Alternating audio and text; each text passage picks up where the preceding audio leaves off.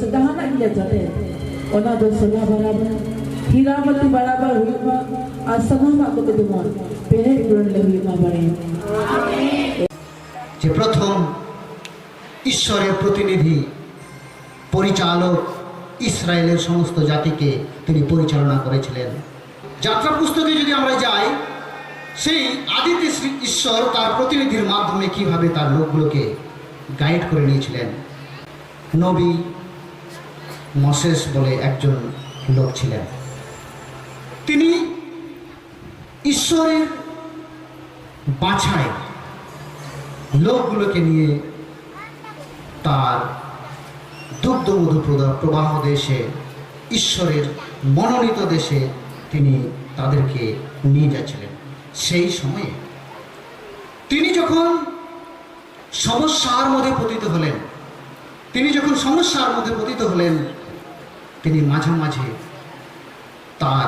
তিনি যার রিপ্রেজেন্টেটিভ, সৃষ্টিকর্তা ঈশ্বরের, তো সেই ঈশ্বরের প্রতিনিধি ছিলেন বলে তিনি কাউকে চিনতেন না, জানতেন না, কেননা ঈশ্বরই তাকে মনোনীত করেছেন।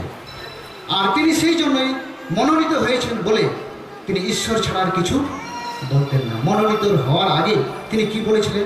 তিনি বলেছিলেন যে, প্রভু, আমি কথা বলতে পারি না, আমার মুখটা কি করে তত করে না, তোতলা আছে, আমি কথা বলতে পারি না। কিন্তু তিনি ছিলেন বাধ্য দাস, সেই জন্য তাকে ঈশ্বরের কথা মানতে হয়েছে, তিনি ফেলতে পারেননি।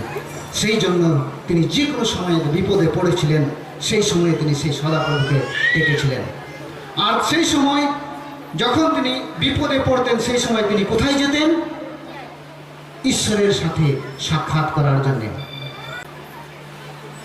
যেখানে জনমানব শূন্য, যেখানে কেউ যেতে পারে না, বা যেখানে ঈশ্বরের নিযুক্ত স্থান, এক কথায় পর্বতে সেখানে গিয়ে তার সাথে তিনি পরামর্শ করতেন। সেই সময় ঈশ্বর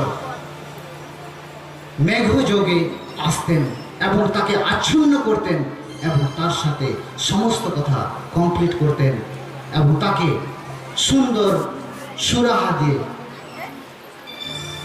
পাঠিয়ে দিতেন এবং সেই মোতাবেক তিনি সমস্ত ইসরায়েল জাতিকে লিড করতেন। এখন যখন লিখিত সুসমাচারে দেখি, সেখানে আমরা একটা প্রমাণ পাই যে সেই সমরীয় নারী যিশুর সাথে সাক্ষাতের পর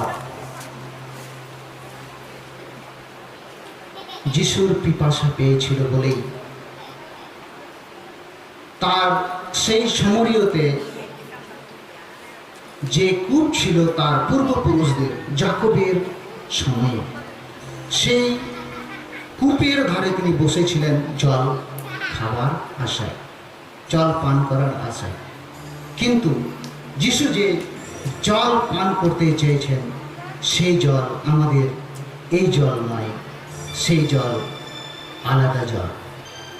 কিন্তু তিনি নিজে পান নয়, তিনি নিজের কথা সেই সমরীয় নারীকে বলেছিলেন, নিজে তিনি জীবন জল, সেই জীবন জল যেন সেই সমরীয় নারী পান করেন।